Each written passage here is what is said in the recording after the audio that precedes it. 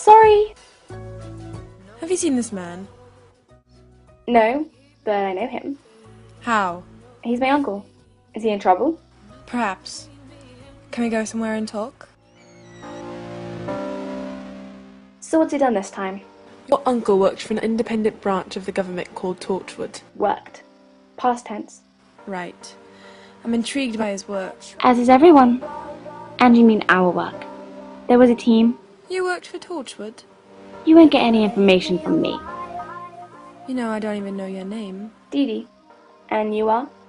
Sherlock Holmes. You're Sherlock Holmes. The Sherlock Holmes. You've heard of me then? Of course. The science of deduction, right? You can identify a software designer by his tie. Yes. Then identify me. Well, hello, Dee Dee. Long time no see. You haven't come to work in a while. Sorry, been under the weather. I'll be in tomorrow. You best be or you'll be out of a job. I'll be here. Of course. Well, you and your date ready to order? She's not my date, and no, we're not. Okay. Your parents are neglectful. They aren't in your life right now. Kicked you out of the house, most likely. It's a safe bet you're broke, but you need something badly that's worth money. Science of deduction, huh? Exactly. I can do it too, you know. Deduct. Sherlock Holmes. You'll do anything to solve a good mystery. And we're talking about Torchwood here, the most elusive organisation you could find. How could you resist? But this isn't Cardiff, Mr. Holmes. There isn't anyone for miles who knows anything about my uncle. Did you really believe that I would buy into you randomly bumping into me on the street looking for Jack? That I think it was just a big coincidence? It's not that easy to get my family's secrets from me. I've given you all you need to know. Now leave it alone. That's all the information you're going to get. Stop digging, because there's nothing else to find. But what is Torchwood? Goodbye, Mr. Holmes.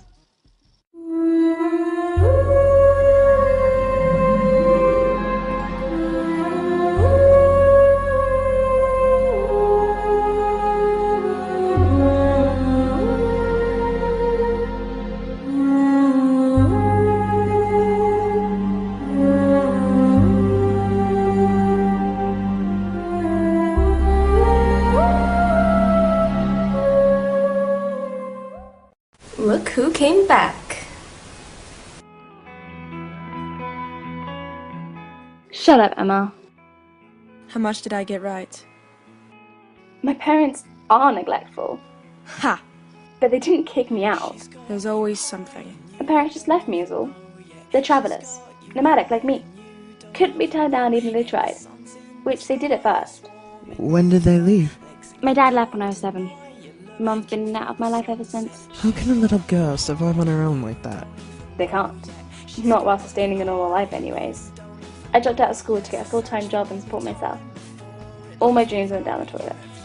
But you worked for Torchwood. Surely you could have gotten a better paying job than this. You would think. But I was only 17 when I started working for Torchwood. The government doesn't exactly smile upon that. Or Torchwood in general, for that matter. And I was too young when I dropped out to do anything, especially without a diploma. Well, what were your dreams before you dropped out? I wanted to be a nurse, if not a doctor. I just wanted to help people, you know? Yes. That's very honorable. I'm an army doctor myself. Really? Yeah. If you like, I could show you the ropes sometime. Teach you what I know. Oh my gosh, really? I'd love that! You're welcome at my place anytime. This is the address. Okay, this is my number. Hello? Dee Dee? This is John Watson. Oh, hello! Sherlock's pretty sick, and I was wondering if you'd come round and help take care of him. I'd love to. I'll be there right away. Well, good. I'll be seeing you then. Yes, you will. Now, where is it they lived again? 221B Baker Street, please. She's too young for you. It's not like that. Right. You invite every strange girl you meet to our place to fill their hopes and dreams. She is nothing, Sherlock. I'm doing something nice. It's pure charity. Plus, you could use all the help you can get. How is he? He's got a fever, some serious nausea, and has just started vomiting. Sounds like the flu. It is the flu. Good work. I need to go into town, buy some medicine. Maybe some soup or food in general while I'm at it. Can you take care of him while I'm gone? course. If his temperature goes over 102 degrees, bring him to the hospital. If his vomiting continues for too long, he complains of chest pains, he has trouble breathing, or he faints. Are you listening? Huh? Yeah, got it. Do I need to write it down, or... No, I've got it. Alright. Any troubles, just call me. Number's on the counter. You make it sound like a babysitting job. It's as good as one. Right. Oh, and try not to murder him while I'm away. He'll never let me live it down. I'll try. Thanks again. Best be off. I wished I could change.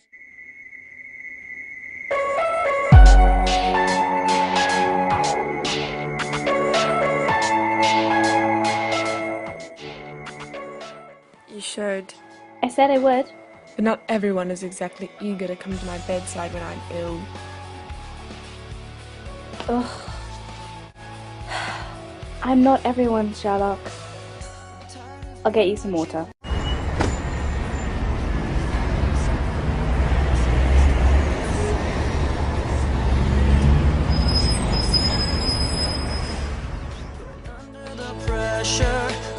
Why do you trust her? Why don't you trust her? She's a stranger to us, with a strange background in a secretive government organization we know nothing about. And you invited her into our home? She's a girl who has nothing and no one and needs help. Of course. You see her as wounded, and the doctor in you just has to fix her. Is that wrong? We'll see.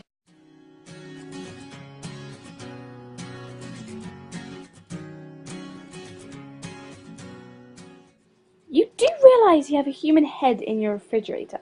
Yes, I know. You're so cute. Well, she's definitely a keeper. And I said, this is Abby and Carl will be so happy. Abby and Carl? My parents, they don't believe in labels like mom and dad. They find it offensive. this is love.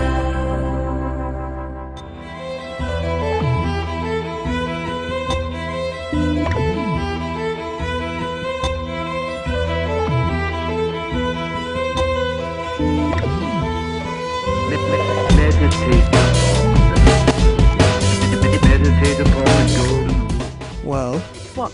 go after her. What would be the point?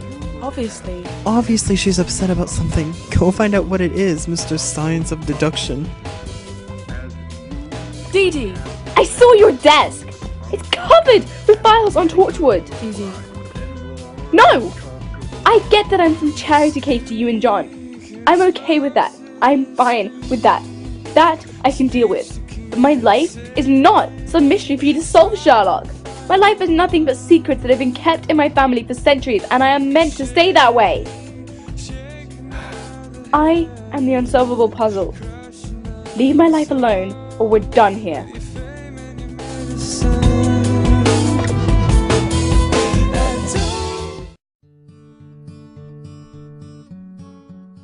But you care about Dee Dee. It won't do any good caring for her when she forces me into choosing between her and the mystery of a century. Obviously, given those options, I must choose the mystery. I've seen the way you look at her.